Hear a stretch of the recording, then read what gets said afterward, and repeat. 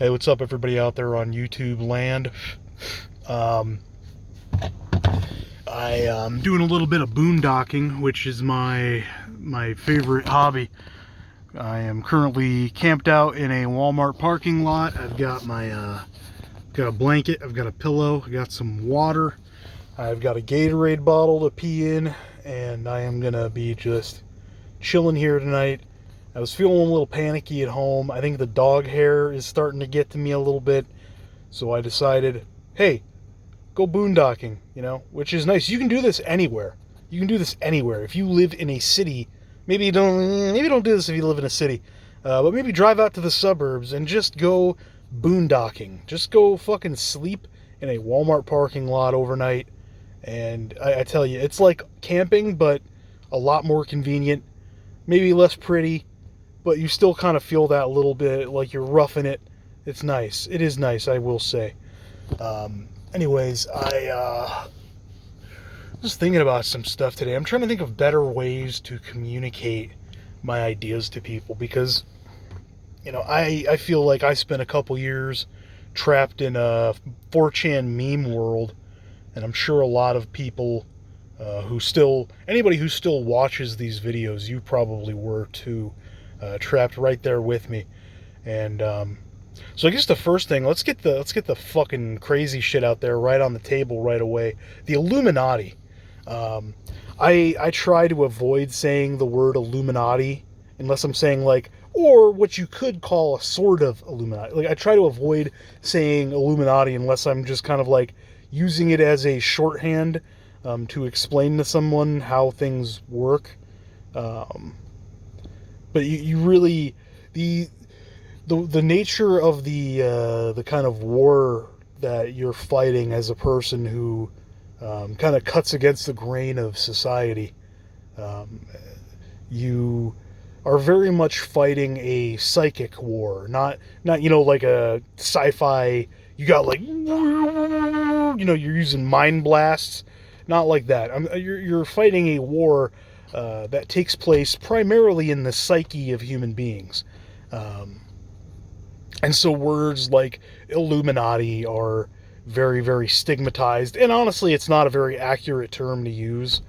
A lot of that's been co-opted, COINTELPRO'd, limited overhang, things like that. They were so that it's easier to disregard these thoughts when you think that maybe people are being manipulated.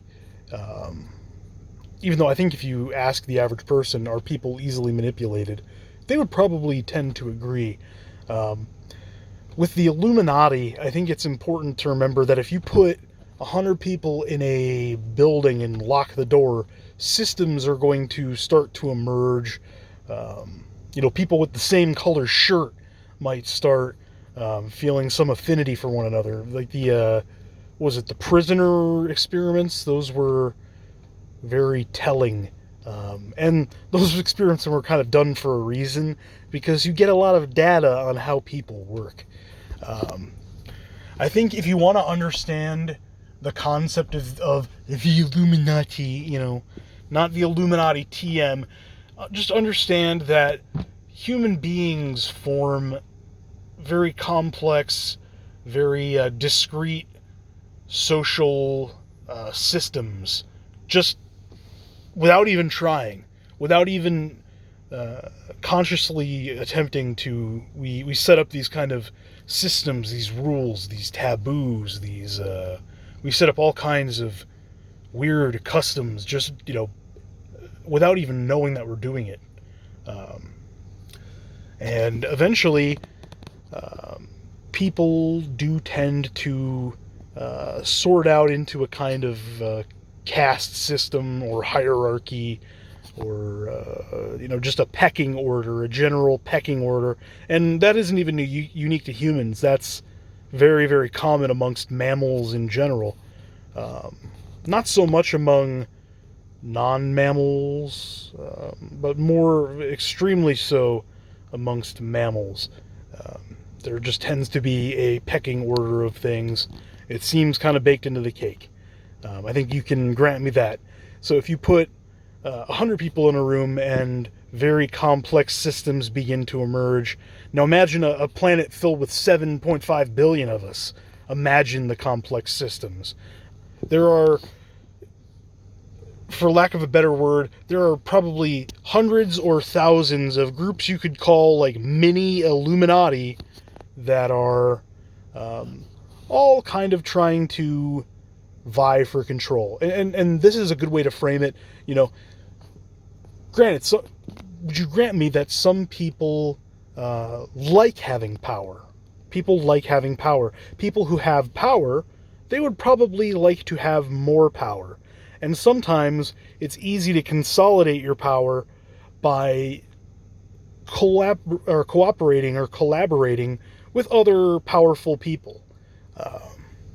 You could call all these different groups of people, you know, you really, the term ends up needing to change every couple of years because eventually they get wise to the term, the proverbial they, I don't know what, you know, what to call it, the powers that be, the system, whatever, you know, the government or the whatever the fuck you want to call it. They kind of get wise to these terms and then they start kind of ruining that term, you know. So you could say the elite, the world aristocracy. There are tons of small little groups of them. They sit in boardrooms, and this isn't even something that needs to be hidden. They do this publicly. Shit, you can fucking watch. You could watch them on stage having talks about how they want to, you know, take over the world to some extent and force more and more tyranny, consolidate more and more power away from the average person. They have huge meetings like this all the time. The Bilderberg, you know, for all the memes, that's a thing. That's a thing that exists. All these powerful and rich and, you know, very well-connected people, they're all sitting in a room discussing agendas. What are they going to do? What do we want to push? What's the agenda? You know, they don't have to be, you know, sitting in front of a throne of Moloch, although some of them probably do that. Not all of them. Some of them probably do it seriously. Some of them probably just do it to get along. I don't think they're all like that. And here's the other thing is that when you say Illuminati, that conjures up a mental image of like a group of maybe 10 people. It's like a pyramid scheme. They control everything from the top and they somehow manage to keep everything in line. Absolutely could not be further from the truth, which is why I don't think you should really use the term Illuminati. It's not going to win you any favors, and it's not going to be an effective term, and it's just frankly not accurate. I think what is important to keep in mind is domestication. Ultimately, what you could call the world elite, or the Illuminati, or the just the world aristocrats, the aristocracy, whatever you wish to call them, the oligarchs. I don't know what the right word for them is. I'm not a linguist. I'm not a genius here. But you need to keep in mind the concept of domestication. These groups have domesticated the rest of humanity. And I can prove that to you right here with a little bit of verbal exercise. Now, what would you say is a domesticated animal, like livestock? Let's say specifically, they have turned human beings, the average human being, into a form of livestock. And I'm sure a lot of you are already kind of tuned into this already, but maybe you don't necessarily have the best way to articulate it, and so I'm going to hook you up right here. What makes livestock? Now, I mean, livestock is something that is domesticable. It's domesticated, I would say for sure. Like there's some, you know, arthropods, maybe like crickets and cockroaches that are, you know, used as a sort of livestock, and those don't need to be domesticated. Generally, just mammals got to be domesticated. But when you domesticate something, what domestication is essentially a organism or a group of organisms trading off some level of slavery to another species or another organism, or just even groups of the same type of organism. You're trading off some level of slavery for increased survivability, at least in the short term. Usually in the long term too. I mean, but you're trading off slavery for survivability. You're trading it off for maybe some comfort, maybe for safety. That's ultimately what domestication is. You are giving up your right to direct your own breeding. You're giving up your right to some elements of your life. And before you say, oh, humans aren't domesticated, humans are absolutely domesticated, and we domesticated ourselves. That's the most fucked up part. And that's not even unique to us. They're starting to find out now that no, dogs and cats kind of just domesticated themselves. They just kind of hung out around the outskirts of human camps. The humans realized that was beneficial. The dogs realized that was beneficial. The cats realized it was beneficial. And so they just kind of started domesticating. The dogs and cats and all that. They gave up some element of their freedom. And in exchange for it, they get free food. They get some level of safety.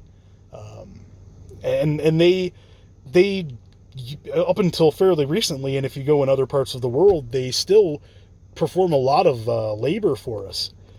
They had like a dog that would just walk around on a little hamster wheel to turn a rotisserie, if I recall.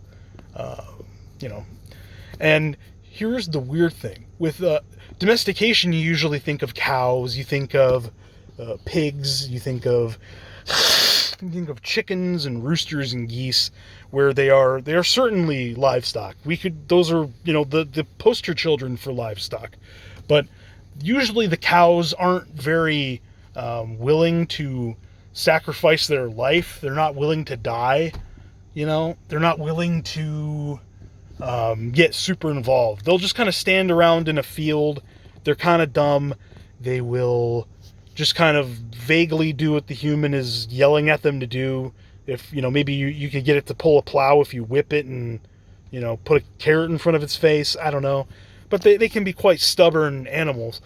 With dogs specifically, let's use dogs as the example here, but also humans, the domestication is so much more deep because you have not only you have tricked the animal in question into thinking that not only is it not domesticated, but you have taught it to love domestication. You've taught it to dogs, used to be wolves. Wolves still kill people. Wolves will eat people. Dogs kill people. Dogs are still capable of killing people. But dogs, generally, all you have to do is you have to pet them, feed them, tell them good boy when they're doing something that you want them to do, and they will come to love you. They see you as a member of their pack. And now we, as humans, also have come to have some level, maybe not the same closeness as a dog does to its owner, but we have domesticated ourselves to our communities, to our government, even to things so much more abstract than even government, that I can't even possibly begin to list them all. We are domesticated on so many more fronts than even dogs are. And much like dogs, we not only are not always cognizant that we are domesticated, but we actually quite like domestication. Do you want to go live out in the woods? I don't really want to go out and live in the woods. Not forever. Maybe for a couple days or a week or two, but I don't want to go live in a, just sleep on the ground. Fuck that. That sounds like shit. You get ticks that way, dude. We have come to enjoy being domesticated. And when you consider, and this might sound stupid, but this whole tangent about the domestication, I'm going somewhere with this. When you put those two things together, powerful people would probably like to have more power. Yes, granted, we can accept that. Powerful people are probably willing to work together if it means consolidating their power individually, as long as it's a net positive for their own individual power. Yes, probably also granted. Um, it's probably pretty hard to exert top-down control over everybody in such a way where, like, you have to start killing anybody who even mentions something or who has seen something even remotely wrong, which they do to some extent, but not nearly to the extent that people think it would be necessary. Um, so what's the best way? Bottom up. All you have to do is domesticate the livestock. You have to have a livestock approach, and you have to make the livestock like being livestock, and that's where we're at. Um, Human beings are very easily manipulable. We don't have to all be like in on some grand scheme to be part of a grand scheme and be serving a role within it. We really, like, most of our opinions are, I mean, to some extent, yeah, behavior is a genetic mesh. It is a mesh of biology, and it is a mesh of environment. But with environment, you can very easily, you create the set and setting of the mind to where you can, if you can't totally control what people think, you can very much set the boundaries in which they are able to think through either, controlling language, controlling just what people are exposed to. If people aren't exposed to an idea, odds are they probably aren't going to get into that idea too much. So when it comes to things like that, you have to remember that human beings are very easily swayed by emotion. Human beings are very swayed by what other people are doing. Groups of people, such as companies, are very much the same. They will act in accordance with what they think other groups are doing. We are very much creatures of taboos and conformity. And if like the bystander effect, if everybody is standing along on the sidelines watching somebody get murdered, they're probably not going to do anything. Nobody's going to help. But if one person who maybe has that little, whether it's genetic or environmental or just, random luck, they kind of break that bystander effect, all of a sudden, way more people are likely to hop in and help. So that one person who hops in and helps is the people we would probably refer to as the elites, the aristocracy. All they need to do is just do a few things, and they can generally guide human behavior in such a way, and they can't guide it down to, it's not like they're they're not Yu-Gi-Oh! They're not like, I set this trap card 6,000 years ago and now I am. They just kind of have a general direction they would like things to go. There are multiple groups of them that sometimes will collaborate, sometimes they will fight for more power over each other. It's not rigid. These boundaries between groups are very fluid. There's a lot of osmosis, and it's important to remember that they are human beings, usually of a higher IQ. Usually they're smarter. Usually they're at least decently educated. But generally they are still human beings. They still kind of they're even domesticated themselves. I don't know what to. I would prefer probably not to fucking know what people like, I don't know, fucking Bill Gates are domesticated to. Probably to toddler pussy. That would be my guess. They're domesticated to toddler pussy. But even they are domesticated. So they go along to get along with the, higher ranking, billionaires and all that shit. This isn't something that was like invented by a mad scientist. This is just nature. This is a natural, and natural, by natural, I'm not saying good, like natural, like homeopathic. It's just these are things that can happen in a complex, intelligent, social, kind of semi-herd species like human beings. You don't have to be a grazing herbivore to become a herd animal. And dogs are very much herd animals. Human beings are even more herd animals than dogs a lot of the time, most of the time. Um, so it's important to remember that. What else do I want to say here? So I guess in summation, too long didn't read version. Stop using the word Illuminati. I there needs to be a better word, and that's part of the reason that they ruin these words by spamming them in the media over and over again and making memes about it. And but Illuminati was never really a good word to begin with. I mean, yeah, the Bavarian Illuminati was a thing, and I'm sure some people around are still like, vaguely part of that specific group, but that's just one specific group of people. They're probably not even around anymore. What that is it's a distraction from the real truth, which is that there are, hundreds or thousands of groups of powerful, well-connected, or wealthy people who have some ambition to gain power, and they would like a little more power, and they are willing to work with other powerful people in order to meet that goal. Um, Different groups of people have different ways in which they would like to implement their desire for power. So there's a lot of the times some things will go awry for them.